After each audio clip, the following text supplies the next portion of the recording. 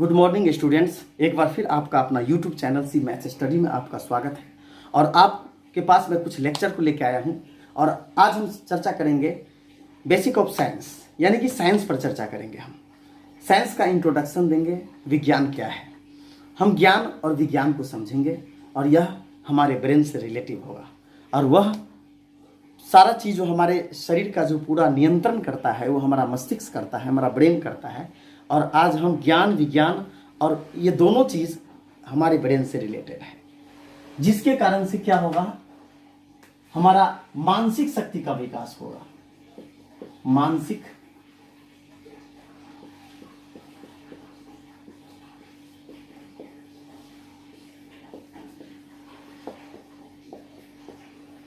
विकास।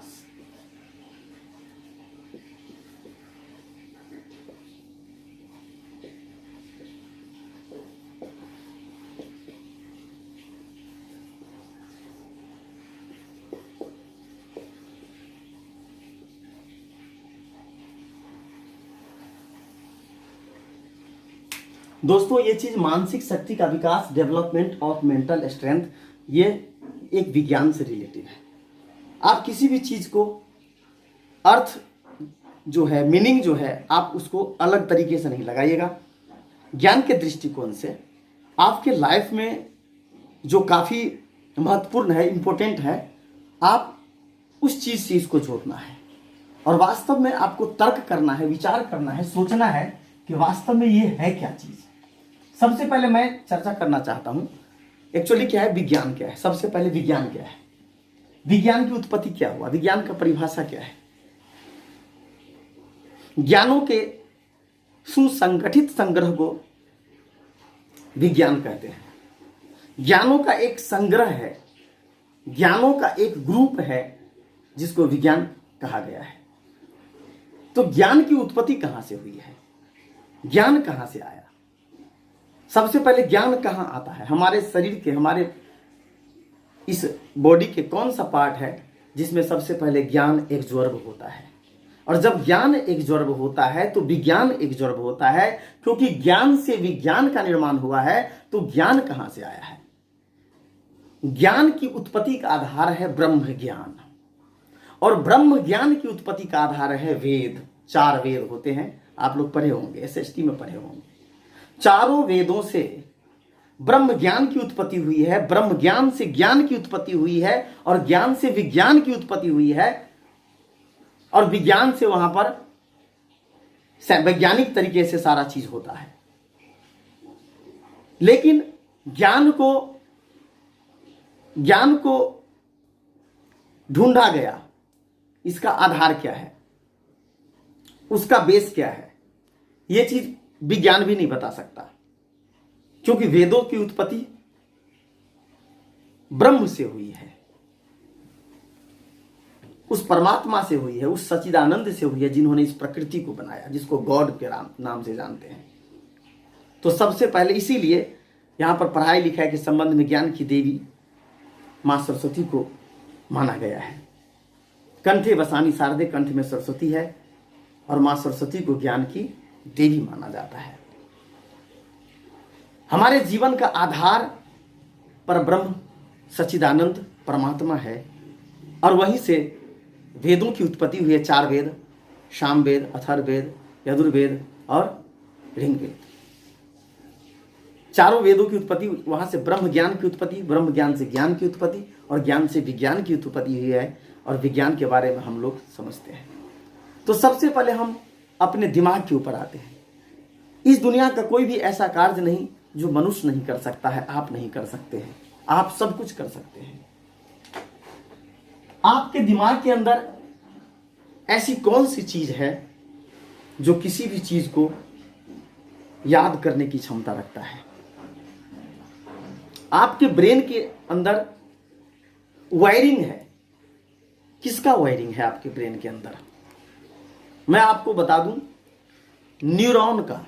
आपके ब्रेन के अंदर 10,000 न्यूरॉन होते हैं, और ये न्यूरॉन एक्टिवेट होता है तभी आप किसी भी चीज को प्राप्त कर सकते हैं, ज्ञान को प्राप्त कर सकते हैं, याद कर सकते हैं, आपको याद रहेगा, जल्दी याद हो जाएगा।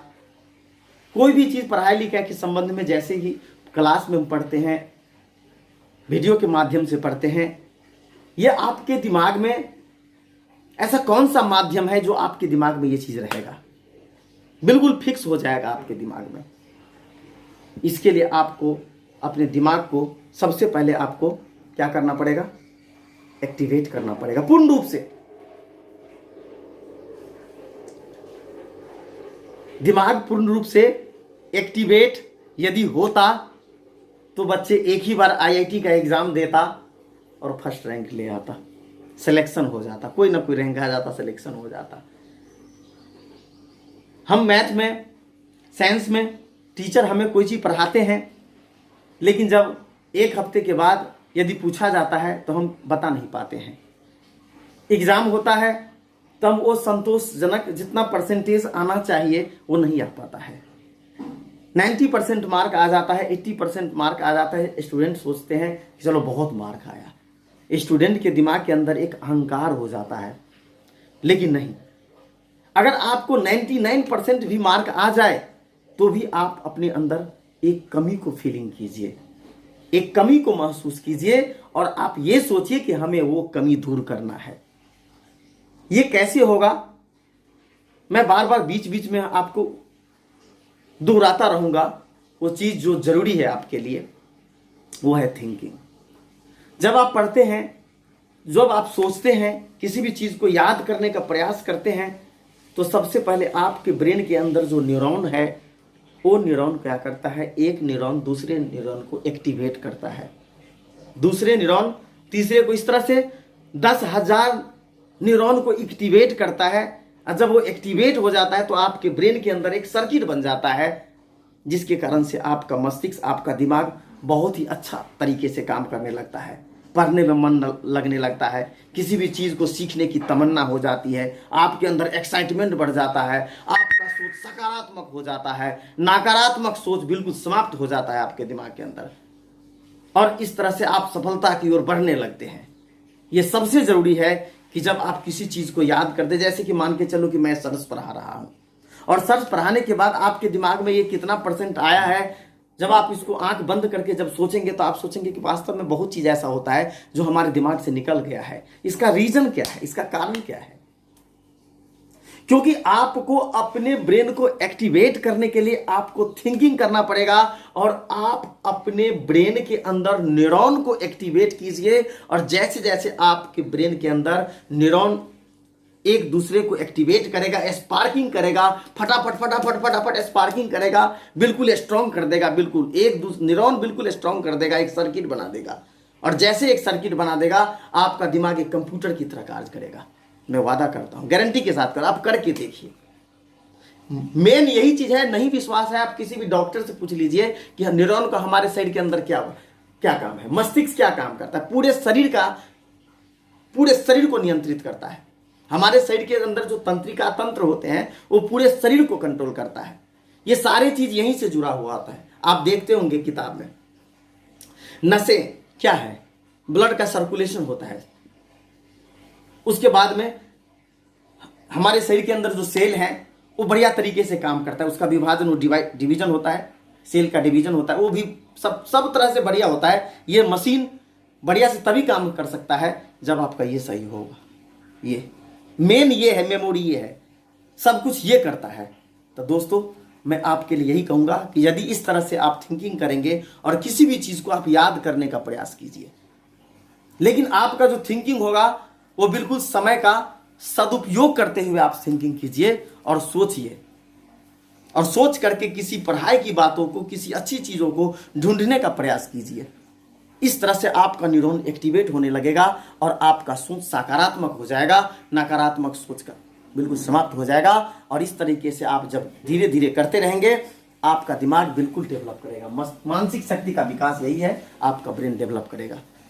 इस प्रकार से आप अपने नजरिया को बदलिए, अपने सोच को बदलिए, क्योंकि सोच को बदलना आपके लिए उतना ही आवश्यक है जितना आपके लिए पढ़ाई आवश्यक है।